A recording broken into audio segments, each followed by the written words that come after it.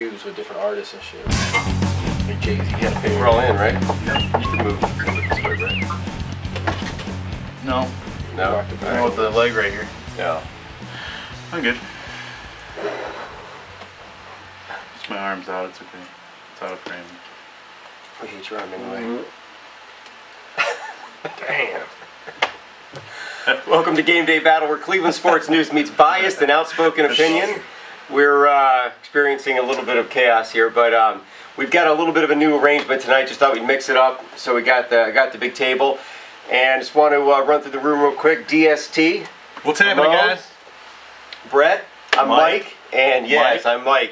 So we've got a bit to cover with the Browns. Football's back, everybody. Football, right? Yeah, remember that. And we just want to kind of nail the Indians for a little bit, and then we'll move on. So let's just start with that. All right. All right, so we always complain about the Indians trading away good players to get prospects. We trade away some prospects to get a player. Is it a good player? What was it, Fukudome? Yeah, Fukudome. Fukudome, there we go. Yeah, I know, Dale, we were talking earlier about, what, 273 batting average, 3 home runs. I mean, nothing special? Nothing really standing out statistically. I don't know. I'm almost flabbergasted by this move, to be honest with you. You know, we're bringing another left-handed bat. You know, we need somebody who can work the right side of the plate and give us some power. I don't really see Fukudome as any type of answer for anything really. His on-base percentage isn't anything spectacular. You want to run his stats, Mike, real quick? Yeah, let's throw it out there. 273 batting average, 3 home runs, 13 RBIs, 33 runs, and two stolen bases, and his on-base percentage is about 3-something. And it's not like he only played a month. He's had at least 300 at-bats this year so far, and he is just I don't know. Well, man, I don't know. I think we're 3 home runs shy of being a contender. I mean, honestly, I think we've got it right here. I think that's been the difference. How many games back are we?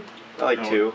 A game and a half. Oh, there we go. Game and a half. So there you go. 1 home run in each of those games. We might have been there. That's a joke. Yeah, it is. As is this trade.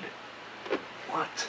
You know, this is all these names out there, man. I know. There's a lot going on. This is what I heard. Basically, they were trying to get a deal done because they asked Acta, they asked the general manager, and they said, "Yeah, we got something in the works. We got something in the works." So they found out probably they couldn't get nobody that was good. So you don't promise these people that something's gonna happen. So now they had to make something happen because if not, they were like, "Oh, I thought there was a trade coming." But then the trade ended up being like not having a trade.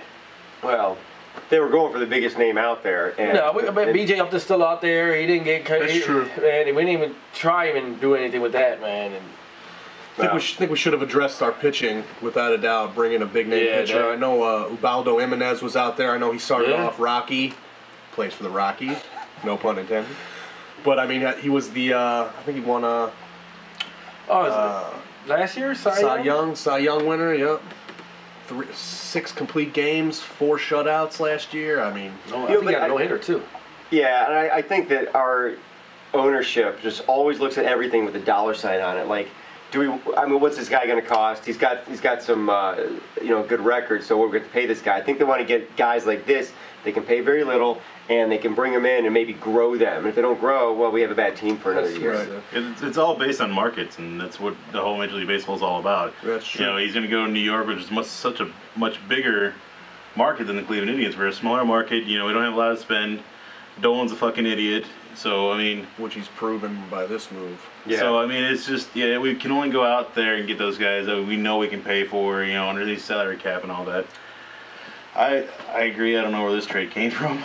I saw it. I think it was this morning, at work. I'm like, seriously? Like, I don't understand. He had one great catch, but it was the same replay over and over again, the same catch. Yeah. So I don't understand where they're going. Hunter Pence is still out there out of Houston, and I would like to see him in Indians uniform. Maybe something going on with that. You never know. He's the #1 prospect right now. I think tomorrow's the deadline. There's anything they can do.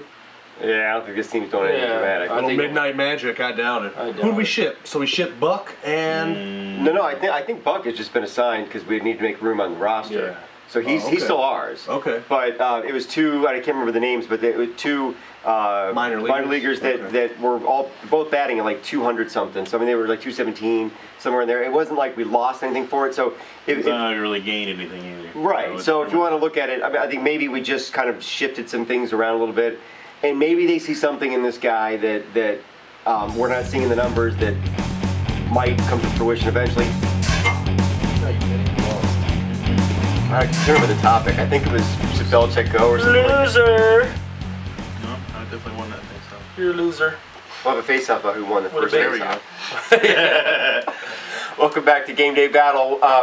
We want to get into the new system in the NFL right now. Just to recap a little bit of it, the minutia is annoying, but in general, basically, the cheap teams have to spend more money. They have to spend up to the cap. The teams that have the big bank have to stay at the cap.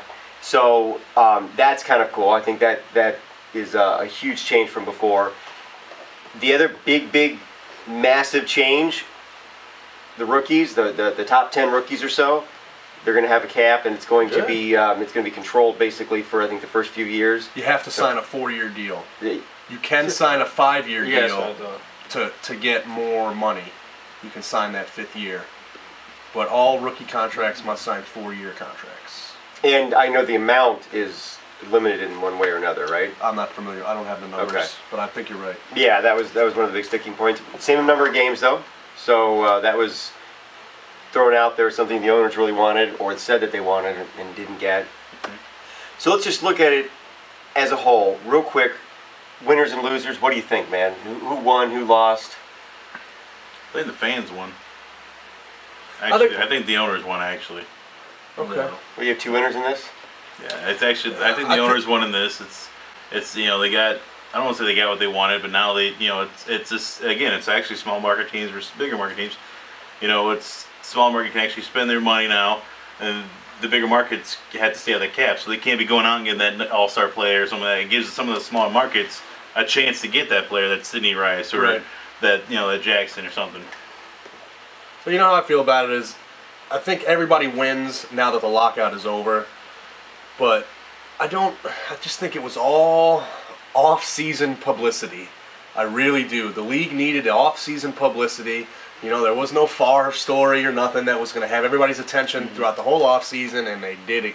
And they had us all by the balls the whole time, man. And I just think it was a giant slap in the face. The balls? Are you going again with the little puns? No, that was not a pun. I meant that literally. It was painful. Goodell had you. Yep. So, I don't know. I'm glad that it's over. And I'll tell you what, free agency is popping right now. I've never seen anything like it. It's amazing. Apparently the Browns didn't get the memo that free agency started. But maybe they'll be checking their inbox tonight.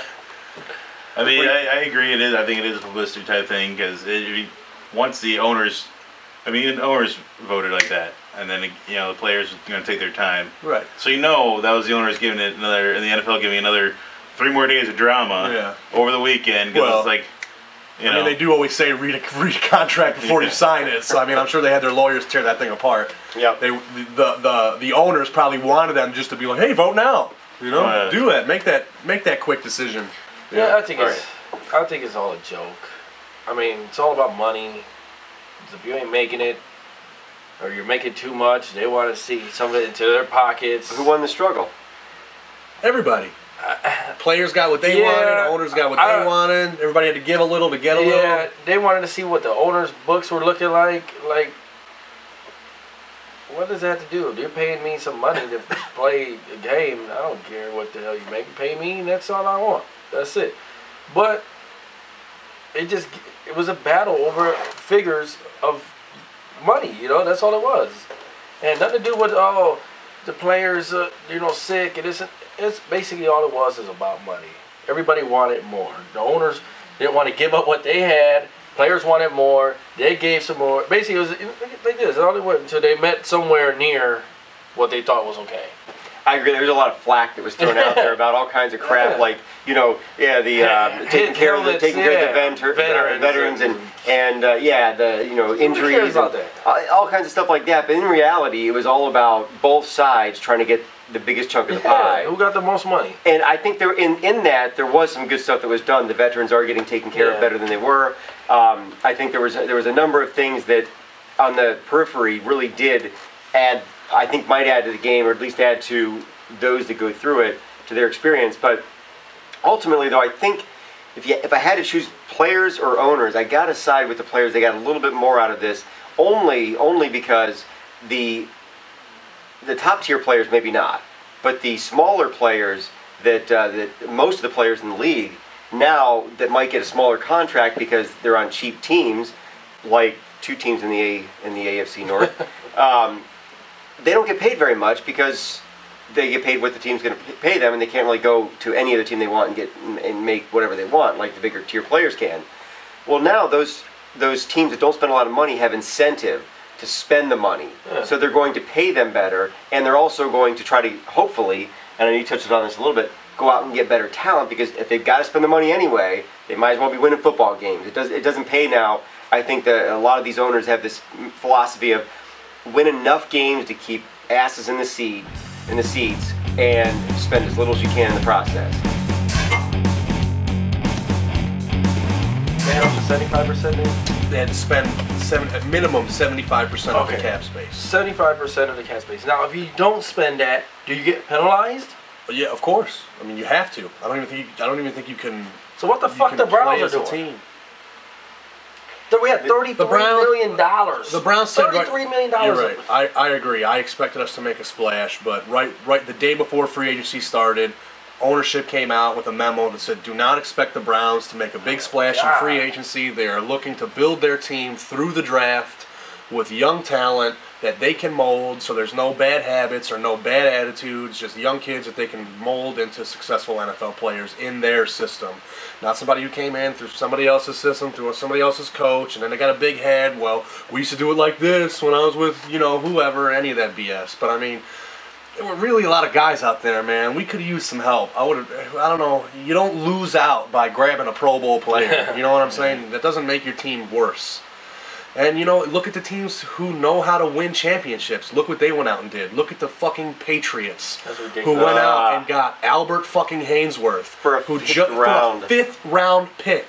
I mean, come on, Washington. 2 years from now. You spent all that fucking money on Haynesworth, man. He does nothing for you, and then you dump him for a 5th round pick to New England? Why help the Patriots, man? I'm with you. I got to tip my hat to them, though, as much as I can't stand them. They got Randy Moss for a 5th round draft pick. They're grabbing Albert Haynesworth, who's possibly the best defensive tackle to ever play the game. I know he had a bad season last year because he wasn't doing anything, but I mean, now that this is exactly where he wants to be, because now he knows that he's on the fucking squad right now. He's taken care of.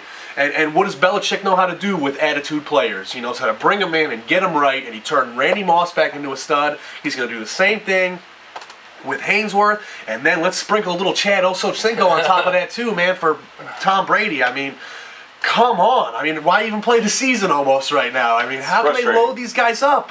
All these big names are dropping. Sidney Rice. I mean, where are we? We obviously need a #1 wideout. Let's go out and grab a star, man. No, we signed a wide receiver from Kentucky. Oh, an undrafted free agent who 32 NFL teams passed on 7 times. Yeah. I mean, I like his build. What's his name? Chris Matthews. Chris Matthews. He's 6'5", 210. I mean, that's Andre Johnson height and size right there. But I mean, yeah, we ain't got no hands, but I watched some video on him. He looks like a 3rd down possession receiver. But I mean, it'll be interesting to see how they use him. We don't need that. But I mean, I'd much rather have Sidney Rice lining up out there, man. I mean, let's go grab Malcolm Floyd or something. I mean, Roy Williams. Plex is talking to the Giants right now, so I'm interested to see how that works. They're really going to take him. They don't happen. He's in New York talking to the G-men, bro. Yeah, but I heard either that or the Jets. No, I heard it's either that or the Steelers. Oh yeah, the Steelers. His former team.